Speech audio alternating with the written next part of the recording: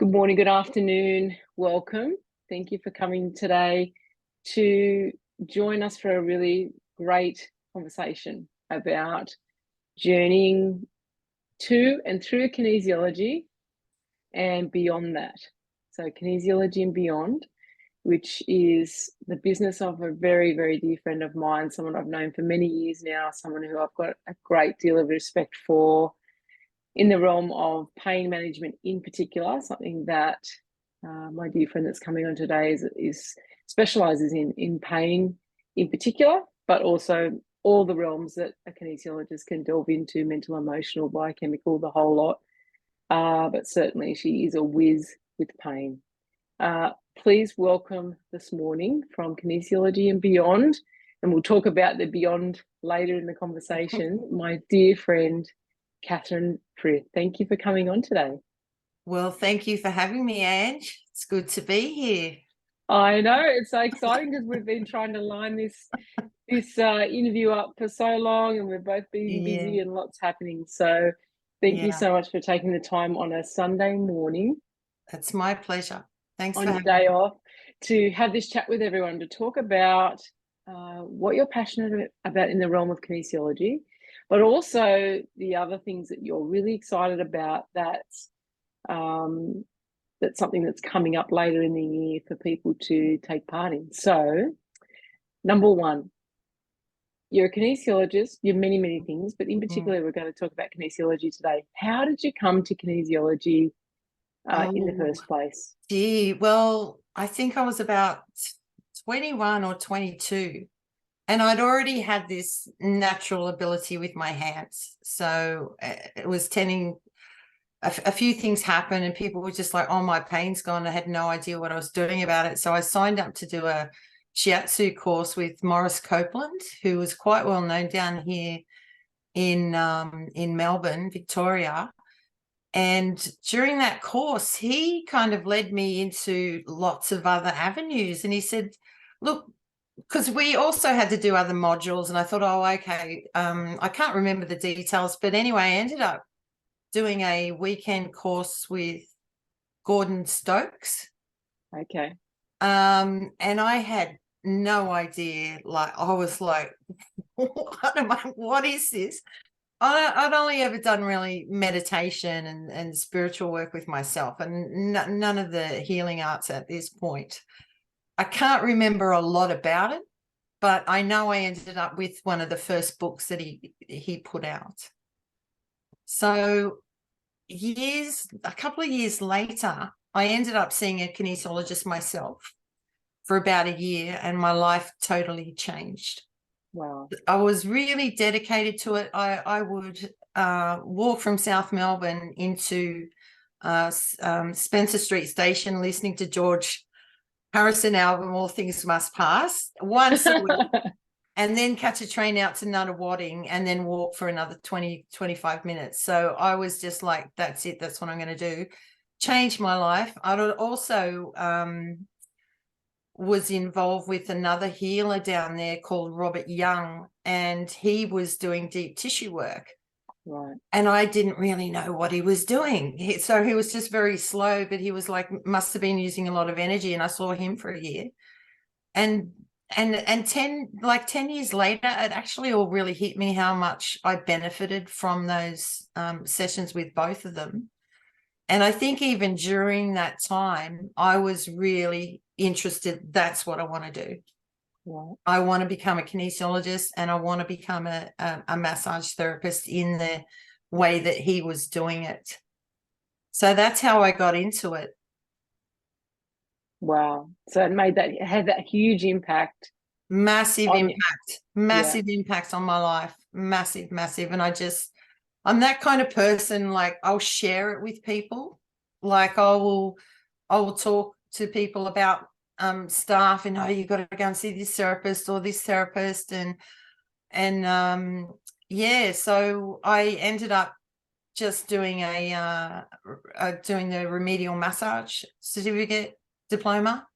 And then later on I did the kinesiology diploma. So I was merging the two, and now it's primarily kinesiology and a few other projects that I've got going on at the time. I still do massage. Yeah. I always will, but it's not really a priority because the results are coming through the kinesiology with pain relief without any hands-on type of. Wow. Just depends on the belief system of the people, Of the course. clients. And whereabouts did you study your In kinesiology? Sydney, in Crow's Nest. Oh, Yeah. nice. Yeah. So Yeah, that's fantastic. well, a lot of And the learning comes from there, you know, doing these courses. It's like you're not just coming out with a diploma, you're coming out totally transformed from hundreds of kinesiology sessions that you practice on with each other. that's right. I don't know. I mean, I suppose I haven't done a lot of other modality studies, but for me, that's one thing I did value with kinesiology was the fact that yes, you are learning. You're learning about the nervous system. You're learning about how it can make a difference to other people. But then, you know, after a 4-day workshop, you would have completed maybe 4 or 5 balances on someone else and had 4 or 5 balances on yourself, and walk away feeling like a truck had hit you. But after the wake of that, just massive work, like the learning was there, but also the application of it, and then transforming yourself in the process, which I don't know a lot of study where you're studying the information, but also transforming yourself with it at the same time, Same, which is yeah. which is pretty cool. And I loved that we, I know for in my training, and I'm sure it was the same for you, where it was, well, until I've actually done this balance, until I've experienced it for myself and embodied the balance myself, then, you know, I can't necessarily expect to go ahead and Very true. be a container for it for somebody else. That's what makes good therapists is that we've walked it. Exactly. That's exactly right. And I know for a fact, having known you for quite a few years now, having received numerous kinesiology sessions, how powerful and profound they've been for me and my journey. And I know a lot of other people who've had sessions with you, whether it be body work or combination of kinesiology and body work, that you just have a particular power with. It's a power punch. It is. In a it way. Is. And if you're looking for someone with, you know, that real strong mirror and that real strong energy of coming to having that courage to face your own demons, let's say, not necessarily demons, but just the concept of it. Yeah. So just you are someone who's a real strong sand for people to overcome their challenges. Thank you. I guess it's kind of like, because that's what I need as well. Yeah. You know, I don't like beating around the bush, and I like time is really important, right? And some of those people actually realize like a year or 10 years or 5 years later, wow, that makes sense what happened in that session, you know? Yeah, exactly right. And so I really recommend seeking out Catherine for whether it be online. A lot of the work, because obviously I'm in the Sydney area and you're in Melbourne. So obviously, you know, from time to time, I've had the opportunity of having an in-person session with you, which has been fantastic. Although a lot of the sessions we've done, particularly through COVID and lockdowns, and more recently coming out the other side of that and empowering one another to get back in the game, so to speak, they've all been online and powerful. And so I really encourage people to reach out to Catherine, whether you're in Melbourne or whether you're in the state or international, and you're looking for someone with a real strong sense and no beating around the bush kind of way of doing things. You know, the Aussie way of saying of just getting to the core of it and getting on with it without any fluff. Catherine's your girl, that is for sure. So there's also something else that we chatted about a few weeks ago, is I had this strange feeling, I had this strange thing with my foot, and I actually had a session with Catherine, which I must report that I'm pain free. I had this weird, I hadn't injured myself. That's great. We haven't actually caught up about that. Yeah, exactly. It's so I'm the typical client that goes away and then forgets to tell their practitioner that they had great results. You know why? Because it's normal for people not to remember pain. Yeah. And I'll just interrupt, but go ahead. People, I don't like doing it, but I find I have to do it. I need to remind people about the pain, so they can see how far they've come and value the work that they've done. So we just naturally forget.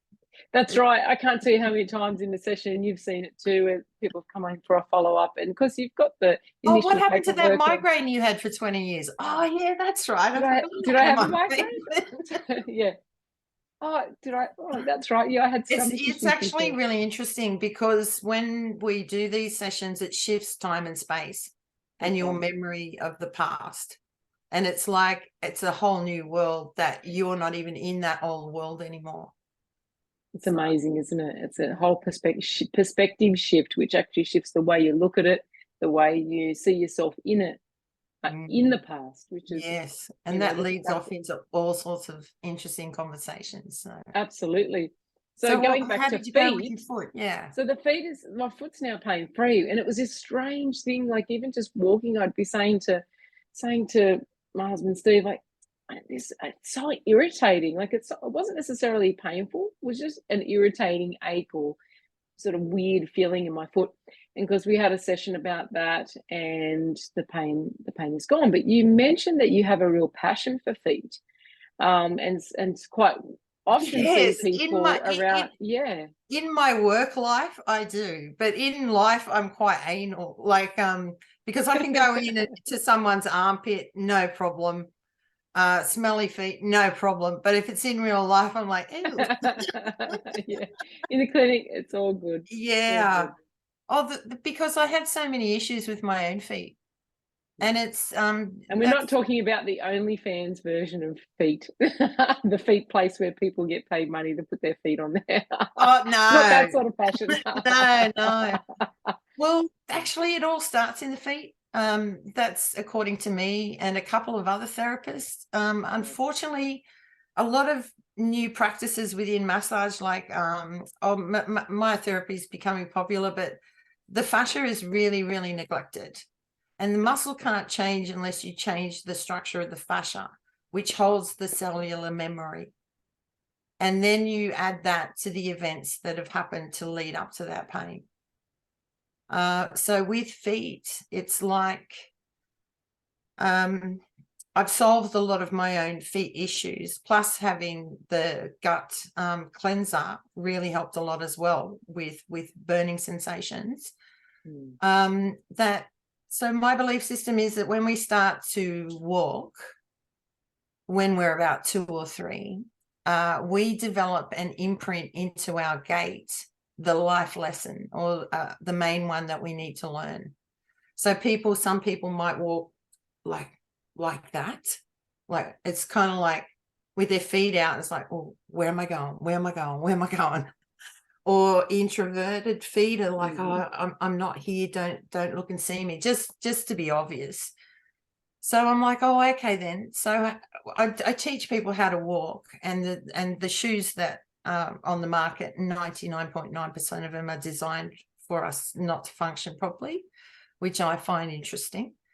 So it's easy to teach adults how to reprogram their gait, and along with all the other education, just depending on the client's awareness and openness. But I thought about so what are we doing with kids? I can't teach a 3-year-old how to walk. I can't teach a 7-year-old or a 15-year-old even, because it's just not feasible. So I started to think, well, why? Why is that? And then I realized that they were impregnating into their gait their lesson. So that's why everyone's pain's different. Because if you think of the body like as a structure or the mechanics, if you've got it needs to be smooth, every single muscle, and if one's not switched on or too tight or misused in a way, it's going to have an effect on the rest of your body, and it will take like between 5 to 40 or 50 years. Oh, I've got this pain in the neck, or a little hunch at the back of the neck, because the body's just compensating, and everyone has a different result. So I felt a lot more peaceful about that realization. I'm going, oh, okay. Yeah. And the shoes that we wear, they're just ridiculous. You can't feel the ground beneath you. Like, we should really be barefoot. it's really hard to find someone to teach you how to walk. Like, it took me actually months to find a couple of decent physios that had an explanation for it. So, like, I'm not an expert, so I'm looking on my peers for advice, and I just wasn't getting any, you know, standard heel to toe walk, switches off muscles. And so usually we're taught to walk how? Like, what's the difference? We're not Like, taught. That's the yeah, problem. that's true. That is true. And I've met some great podiatrists. I've got a client who's a podiatrist who's really open, and she's like, well, wow, that makes sense. And unfortunately, it's not, the podiatrists are the feet experts, but they're not actually showing people how to walk because they don't know. There's actually no research done in it. The research that I found was through shoe companies that sold like minimalist shoes and normal shoes. So it was totally unbiased and honest. So it's just incredible. Yeah. How it's not taken so seriously, really. Yeah. Yeah. So. And I remember us chatting about this, and you talking about, oh, we're normally taught heel to toe, are we?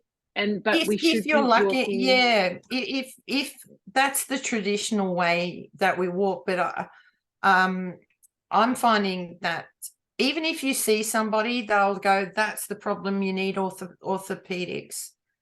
And not even mention how to correct your walk when they're looking at you walk.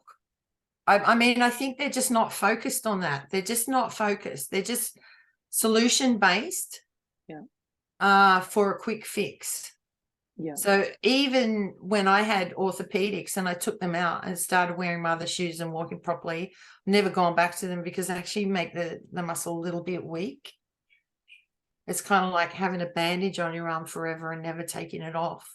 Yeah, right. The orthopedics. I mean, this is my own opinion, and I'm really open to anyone who I'm open to learning more and more and more if people have another opinion or there's other experts out there, because it's constantly changing, because it's So. And not that you have any particular vested interest in any shoe companies, but if you found that their particular style of shoe or brand that's particularly helpful for people? There's one shop per state for minimalist shoes, not to be confused with barefoot shoes. But actually, Henry, a friend of mine who I insisted go and buy a pair, sent me a link saying there's a discount. So refer a friend is 15% off.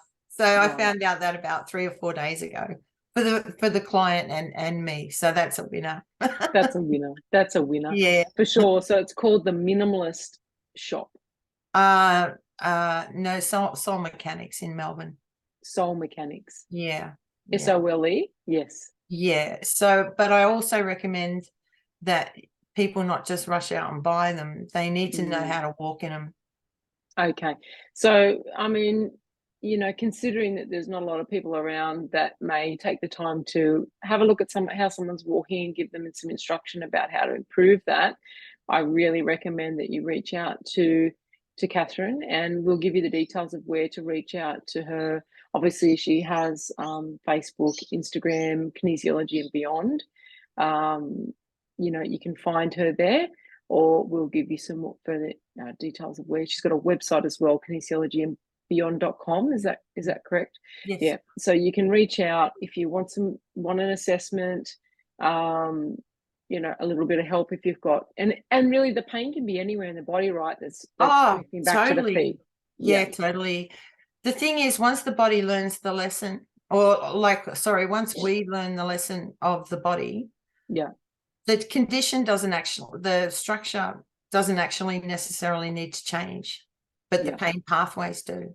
Right. Of people with a spur, one lady with a spur in her neck, after a year, she didn't have any pain whatsoever. And after the first session, actually, I think it was about the third, she was about 80% pain-free.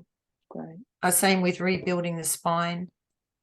I had someone with asthma and it went in one session, warts one session. It's just incredible. That's amazing. And so it's a nice combination. The two are it's a beautiful combination. But what the main thing is to teach people how to do this for themselves.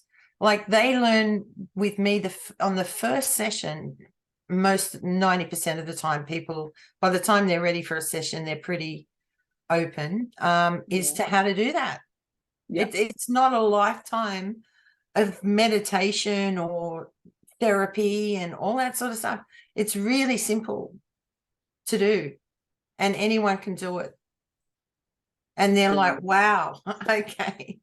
Yeah. So I find that's really important. That's my main thing, is to get people to where their best way of being and living for themselves. And that's why the sessions sometimes can be intense.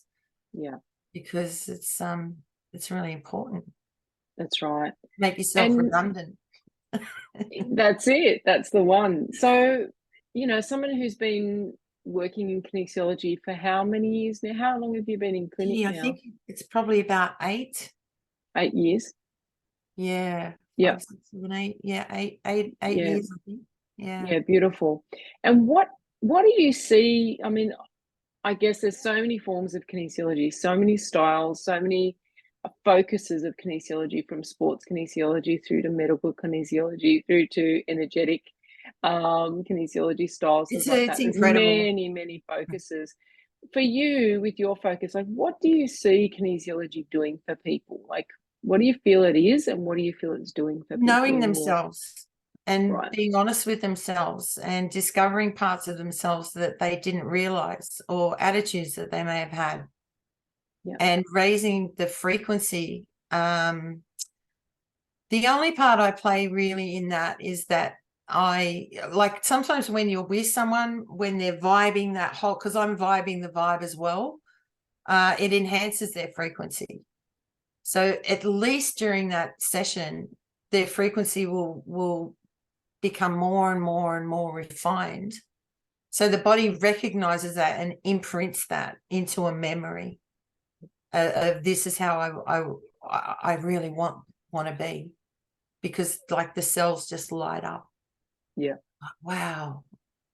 I'm very aware of a lot of the different energies around, like with seeing and hearing and smelling, and sometimes being touched by other beings, and I sometimes joke within, not that that's a focus, but it just happens. So sometimes even the soul of the person, whether they're alive or passed over, will come into the session, and I'm like, okay, 2 for 1. Yeah. And it assists them, like, because they need to stand out. I'm not here to heal them, but, or not that I just, sorry, not that I heal them, but to facilitate for them. They learn from the bloodline that they've left behind, that they couldn't get to. So they're there as an observer, and they're there also personally. Yeah. And relieved that the things are being resolved most of the time. Right. Yeah, I think having seen it many times in clinic, that whole connection to our ancestry and the work that we continue to do, like particularly breaking cycles. I see a lot the pattern of breaking cycles in kinesiology, people coming in and there's been a cycle of abuse or a cycle of mental illness or a cycle of, anything really. It could be addiction or something that's gone on for many generations, and some people are very aware of the cycle as well, and they can talk about it going back through right back to great grandparents and beyond. And so there's this real sense when doing that work that, I mean, not that I could ever be 100% sure about things, but there's this sense of relief from the ancestry that, wow, like this cycle is being broken. And that's what brings us into the soul groups and the soul lessons and the different groups that are here, and there's thousands in there, and that's I think what the Indian philosophy refers to as ashrams, is that dynasty. And then they send you, kind of come forth to do that for them within free will, of course, and choice. Exactly, to yeah, to continue to learn and discover as human beings and develop ourselves and pass that knowledge and development and hopefully a more peaceful bloodline onto Yes, those who come definitely. after us. So And it's it really cool. empowers people as well. So when Yeah, people know that they finally do give their self permission to be the creator beings who they're meant to be, and take responsibility for their creation, it's really empowering. it is extremely empowering, and I'm sure you've experienced on many occasions as I have. Even just recently had a lady come in and doing some work that was very generational. She was very aware of it being in her mother and grandmother and beyond, and it was showing up for her daughter, young daughter, a certain behavior or experience of life. And obviously, we're clearing it for the woman in particular, and then to hear days later that without even having a conversation with the young daughter about what she'd cleared, that the daughter was changing her behavior quite, she's quite It's amazed and incredible. surprised how suddenly this, way of being that she was generally doing started to change. And so Yeah. having seen it so many times, and people might poo-poo it or people might disbelieve, but having had that feedback so many times that people have done their work, and then the people, whether it be above them or below them, it could be even their elderly parents or young children, seeing those changes start to show up in those people, and they've not even talked about them having a session. Yeah. And so It's it's quite profound. Yeah, it is. And it's It all is quite about profound. that it gets into deeper levels about why you're here and the people you're around. Mm, So exactly right. Um, so that's great. So anyone who's got pain, I mean, it doesn't have to be pain, but whatever you're yeah. experiencing, definitely, if you have issues with your legs, feet, back, neck, Grief all as those kind of well. things, yeah, all that Grief kind is of good thing. The to combination of do. having the kinesiology to get behind the patterns and habits and or traumas or whatever that's Mm. behind, I guess, as you're talking about, laying that imprint of the gate, our gates. And I find the word gate really interesting too. Like, Actually, yes, I just got that too. Yeah, thanks for that. yeah, because gates, for those who may not be aware, our gate is when we walk. The We walking have pattern. gates, Mm. but also if we think about like a gate, like what are we entering, Yes. exiting, preventing? So it's walking towards, through. It's very interesting, isn't it? I love it. Yeah. Yeah. I love that. Now, you touched very briefly there about India, and you obviously have a lot of Mm. passion and experience um, with India, a real deep connection to the place. I am super uh, privileged and lucky to have traveled to India with you. Is it 2 years ago now or longer? 2019.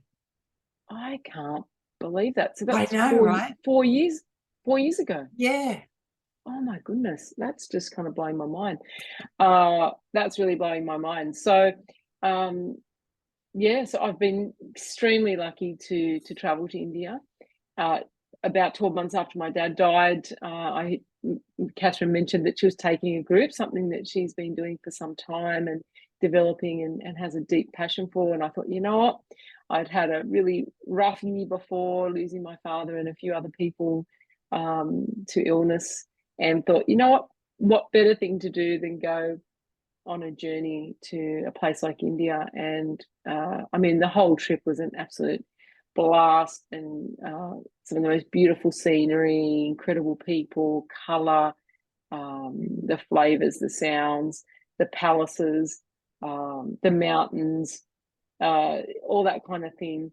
Just absolutely incredible. And one of my favorite, you can talk a little bit more about that experiences, was at the temple? Was that a temple Oh, the Isha temple at Coimbatore. at Yeah. Coimbatore? And we went in And the healing waters and the meditation hall. we did. And so that was probably one of my favorite experiences of the whole journey of time that we Yes. spent there.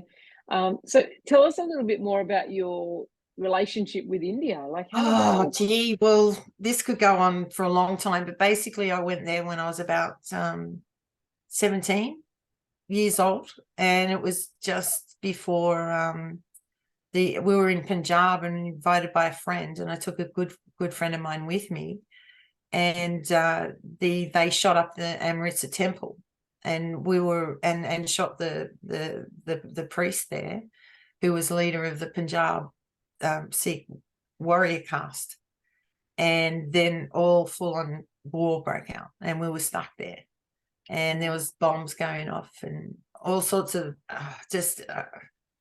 just incredible. And when I got back, I just needed, say, 20 years to just to integrate that experience, because it was so intense on so many levels, and I wouldn't give up the experience for anything. But so I became captivated with India and the Hindu philosophy, and know a lot about the Ramayana and the Mahabharata, and I love the Bhagavad Gita, all about the deeper teachings that it has, because they kind of normally tend to idol worship, which means worship something outside of yourself to fix it, rather than looking for that idol within yourself, which is throughout all the spiritual teachers that resides within us to become empowered. So I went back about 20 years later, and I had this epiphany while living in the Blue Mountains. I had a practice up there that nothing was of value to me like it was before. Any of the materialistic. So I made Tara at the back here, and she made herself while I was up there, and then it didn't have that same sort of connection materially with me anymore. So I decided to go to India and support a charity.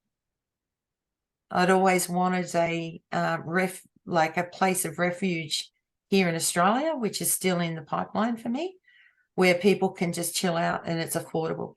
It's about people, community. So when I went back there, it took me about 3 months to find a welfare organisation that resonated with my ethics and accountability and transparency. And I was quite shocked. Truly, I was. Within the last week of me being there, I was led to I just got off an overnight boat tour, and I was writing in my diary and having a beer in one of the rooftop restaurants, and there was a man there, and we're both there for about 3 hours, and we're the only two there, and we never said a word to each other. And right at the end, we just started this massive conversation, and he started telling me about Kids Health India in Kodaikanal, and this amazing woman named Anne Peck. So I got on a bus and I met her. She met with me, and I stayed there for 10 days, and it was totally, that's it, I'm going back to Australia to raise money for you. She was working. That's all she ever did, was to raise money for the people of Southern India. So that led me into doing these tours. After like 16 years, there's been a bit of hiatus. I'm not the type of person to go and ask, can you please give money to this charity? It just doesn't resonate with me, doesn't resonate with anyone else. I thought, look, you know what, instead of asking people to do it, why don't you just do it yourself, Catherine? So I thought, okay, how am I going to raise money? How much do I want to raise? Maybe 5,000 a year. So then I develop the tours, and every tour that I do from now on, but because this is the third one, I've donated money from the tours in the past, but I want to get bigger and better. So I can donate $5,000 to support Kids Health India, Smokeless Stove Project, every single tour. And I need to increase that to 3 tours a year to do that. So it ticks off my list, like I love looking after people. I love showing people India. I love researching the itinerary. There's nothing else like it. Even the tour agencies who I get quotes for are going, what? This is just the most incredible itinerary I've ever seen. So it's all unique. Everything about it is unique. That's beautiful. So tell me a little bit more about the charity itself. So what are they doing over there? Now, I've actually seen the charity on the ground. And like we when get we to go went, there. We yeah, get to we go there. went and we actually took part in what's actually happening there and saw it on the ground, saw the joy in the faces of the people who are being blessed by the or assisted by the work that's being done over there. So what's the need? Why are they working? And what are they trying to achieve?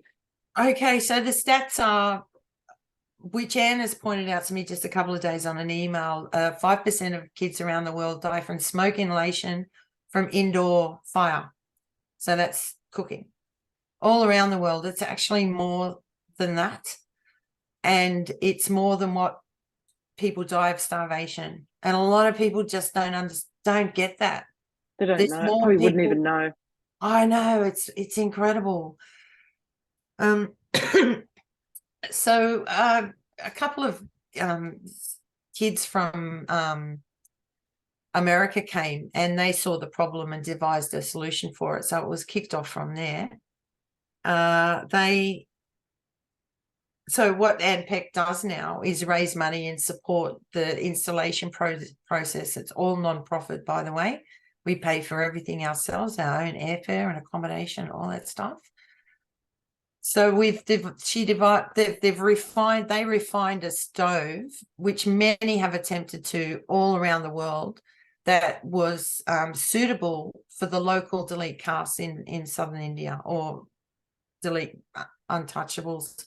Don't use that name anymore, but a lot of people will recognize that name because they have absolutely no money whatsoever.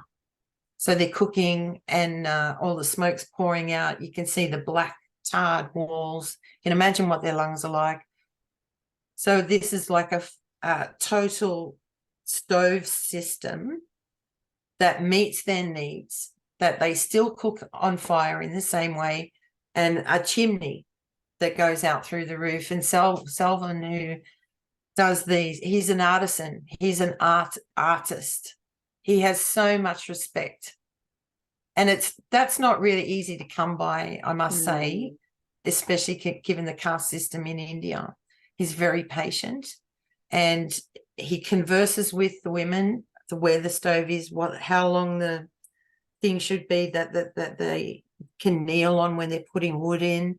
He's never put two stoves in the same because the conditions are on dirt floors, on hills. They've got rocks. They've got hardly any roof at all. It's all tied together. So he fixes all that. And then they become educated on how to look after the stove. So there's two pots that go on the top of it, and the smoke has to go out the chimney. So that's it. So it's not coming. They're not leaning over a fire pit or something like that, where the smoke's just bellowing out everywhere, like into their face, or into the rest of the home, where you've got babies sleeping, or sometimes even maybe on their bodies while they're trying to cook, or hanging by the fire to keep them warm. And of course, you've got the smoke.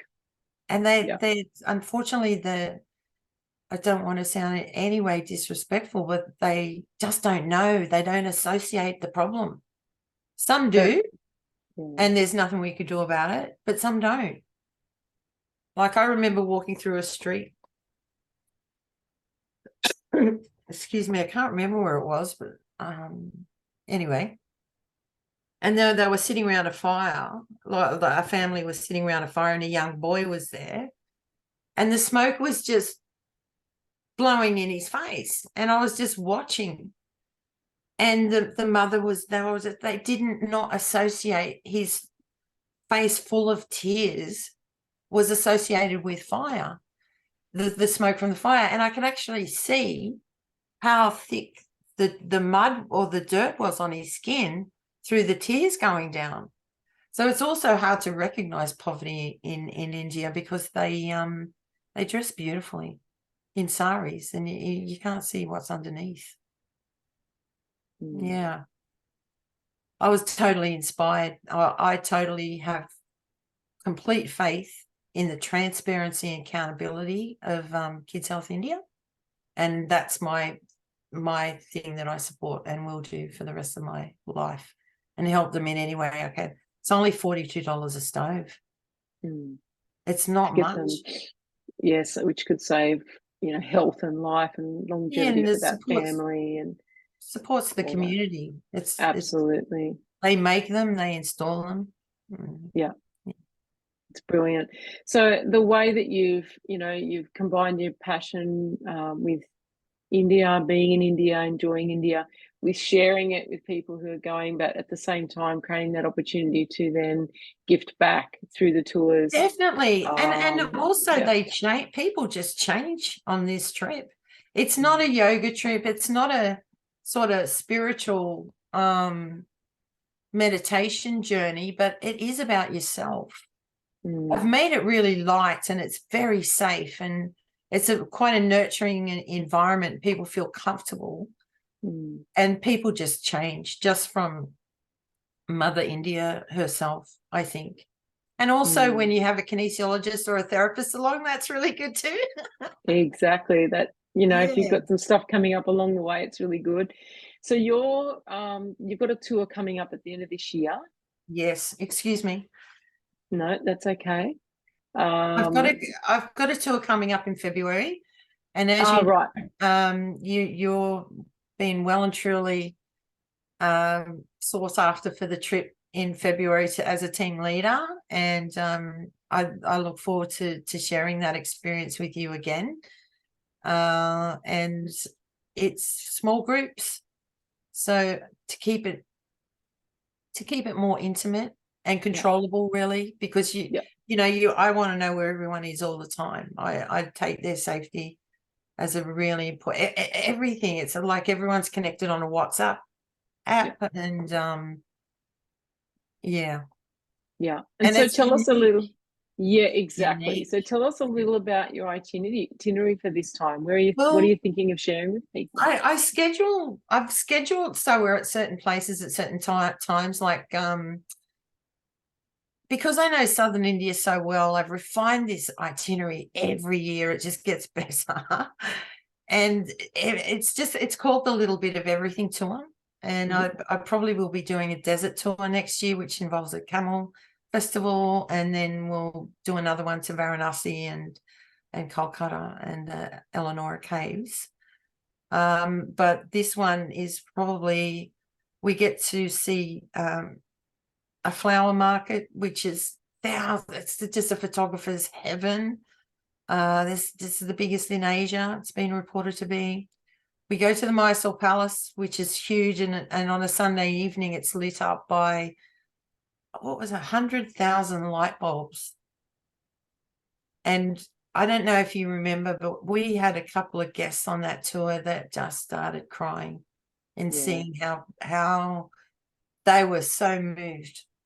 And it's not just the palace, it's the whole surrounding little temples and fortresses, because it's set out like a mandala.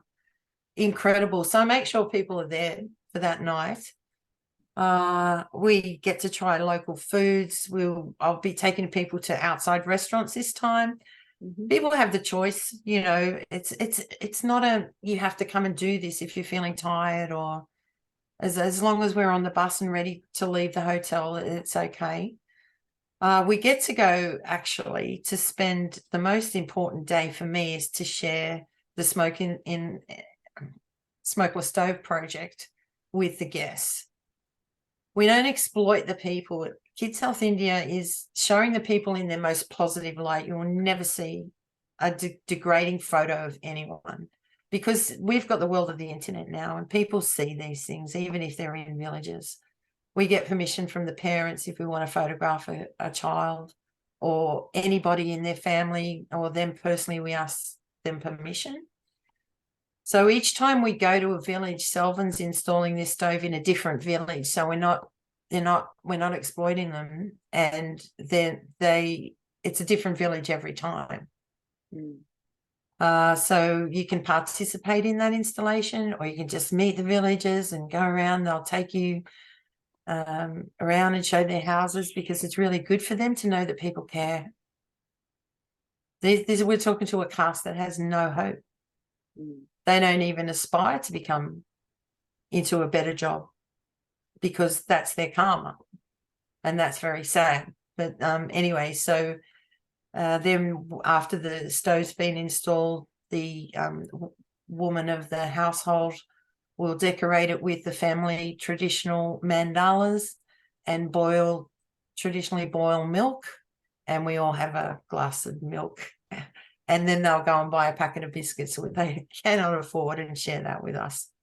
Wow. So that's a really special day. That's a really special day. Then we don't drive through 3 mountain ranges, and just the scenery. We drive through a national park. We're going on a really luxurious houseboat through Kerala, where we'll get to spend the night. I mean, I think I'm talking too much about it. I think it sounds amazing. One thing I just wanted to focus on there is it's something that people may not be aware of, and I'm sure, you know, I'm far from totally understanding some of the cultural systems in India, but it's the word caste. Some people might be wondering what that means when you go to India. How do you see that? So the history of when that developed, there's a lot of controversy. Like, there's nothing really that clear about it, because in the beginning of time, when they had Lord Ram and Lord Krishna, if you swept the floors or if you were the king, you were just equally respected. But somewhere along as I have come to learn it, I'm open to other interpretations of that. And then throughout the mid-century, it started to change, and the carpet sweepers or the floor sweepers and the sewer people and the cooks and public servants and all became like a lower caste. And then there wasn't any middle class. It was either the Brahmin caste, which were the spiritual, sort of really highly respected, the Brahmin caste, and then you had the untouchable caste, which fortunately now the name is changing to at least the Dalit caste. And with a lot more education and flexibility, things are very, very, very slowly changing. And it's different. You can talk to modern Indians here in the country. The dynamics are just incredible, because a lot of the Indian people that live in India, they're just walking past beggars. They don't even really see them. It's just another interesting conversation. It's not that they're bad people. It's just the dynamics of how it works there in India. So when you are born into an untouchable family, that's just what you are. And you work from 7 o'clock till 7 in the evening just to put a meal up for your children. And these women love their children just like we do. You know, so there's still, unfortunately, a big, especially in the rural communities. Yeah, big problem. So it's almost like the word caste, in my very basic understanding of it, not saying that I have any understanding of it truly, but like a cast almost being exactly like that. When you cast something in stone or you cast something in iron, it's unchangeable. Yeah, you've been exactly. I'll tell you one story. When I was probably about 12 years ago, when I was there, a good friend of Anne Peck was an Indian fellow and he used to mend shoes. He was a shoe cobbler, and he'd been sitting on this cement slab that was on an angle for 40 years. So he had club feet, Paramal, good friend of their family. And I said to him, he was complaining and I don't know how long I could do this. He had a horrific history of misfortune with his family, and he was in his 80s, and he still is alive. So he had club feet. So when I organised, we used to run an art gallery, and I organised to put all the curtains up and for another man to be present, so I could treat him, because you do not touch men in India. You just don't. Anyway, so he was open to that, and I think I had 3 sessions with him, and he had club feet like that, and he no longer has club feet. Wow. I put that down to his belief system that I was curing him, because they put people up on pedestals if you're from the West a lot of the time. Like people would say, come and bless my baby and things like that, which I found really hard. But I was like, oh, okay, if it's going to make you happy, then that's good. So that's still going back to the power of a belief system. And then I had like heaps of people ring me and want to see me while I was in India to fix them. I was like, there was a line outside. Wow. Oh, anyway, that's all died down. It's okay now. So it's certainly a very interesting place with so many different dynamics and different ways of thinking, and it helps, you know, to come there and experience that and learn and become more aware of how different the world can be, and it's not devastating. Like, you're not going to see really bad things like that. Mostly happens in the cities where they exploit misfortune and they turn into beggars. But there's actually in Cody Connell, there's a union, and they're beggars, and they make more money than what people do working. So you know, it kind of shifts the focus. And there's no real heavy stuff that people see that I'm in control of anyway. And it's really light, because the Indian people are full of love. They have great heart. They shine. Oh, hello, you, madam. Hello, where are you from? Yeah. It's very, very uplifting. And then the food is great. The food is really good. So, yeah. That's brilliant. So if you're thinking of, you know, you've been always thinking about coming to going to now's India, the time. experience, now's the time to go. Everything's open back up again. We can travel regardless of your status or whatever you've been through in the last few years. We can go again. So you're offering, there's a small group going next February. If people want more information, where should they go? They can contact me, they can call me, or they can email me. And the small groups are about 10 to 12, and there'll be 2 leaders with that group, which would be yourself and myself. And when they get bigger, there's actually another leader that's brought on board to ensure quality. It's also one of the best priced tours that is on the market.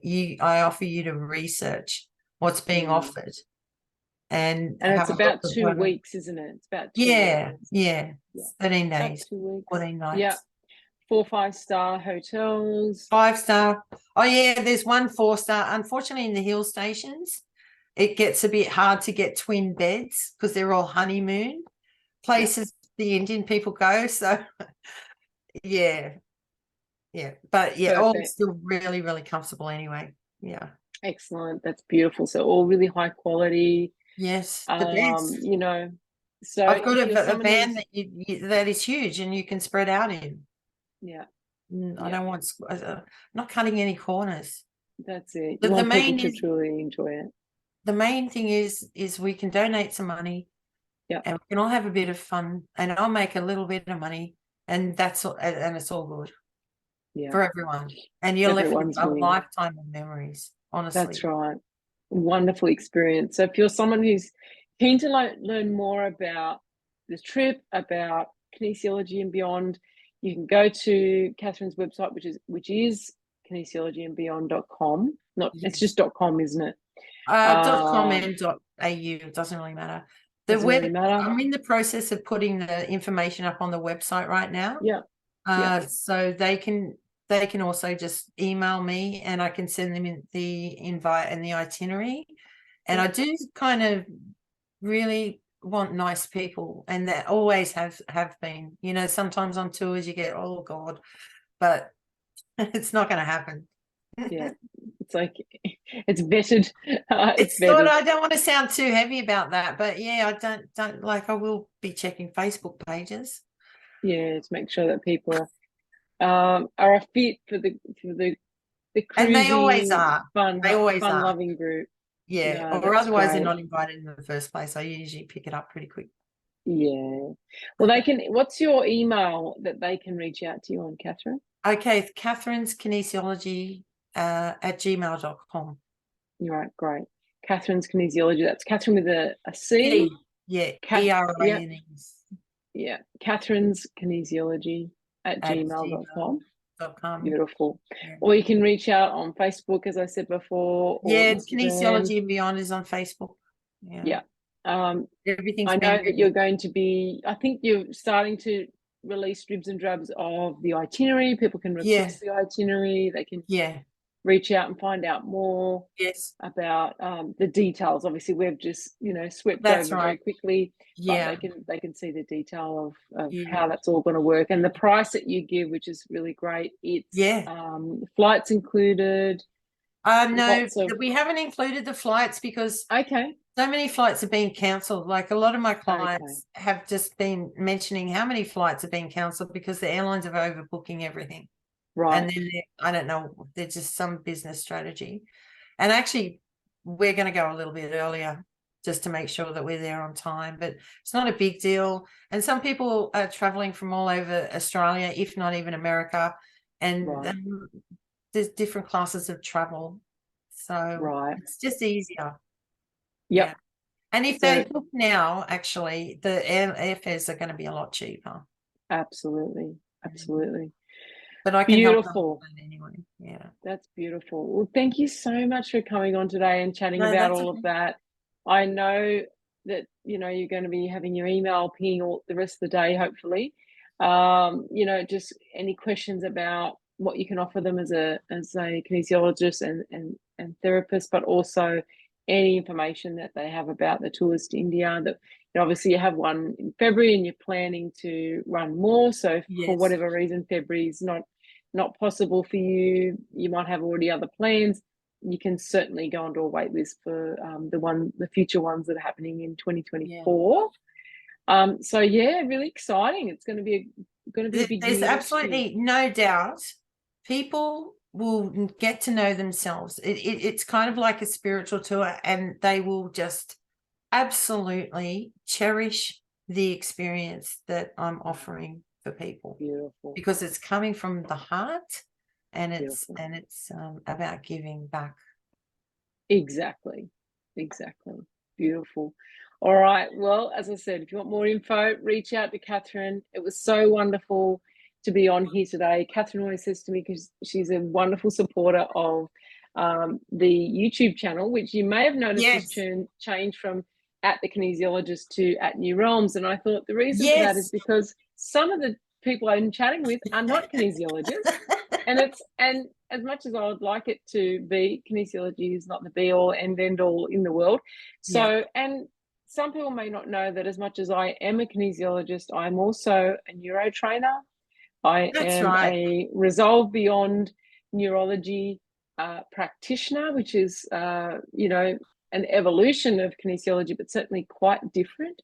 An iridologist, many other things. And my plan is to not only talk to kinesiologists, but lots of travel. It's a part of our development. It's a part of our growth. It's a part of giving people opportunities to, to expand and experience life to the full. So I guess that's why I changed it to New Realms. It is actually my business name, New Realms with a Z.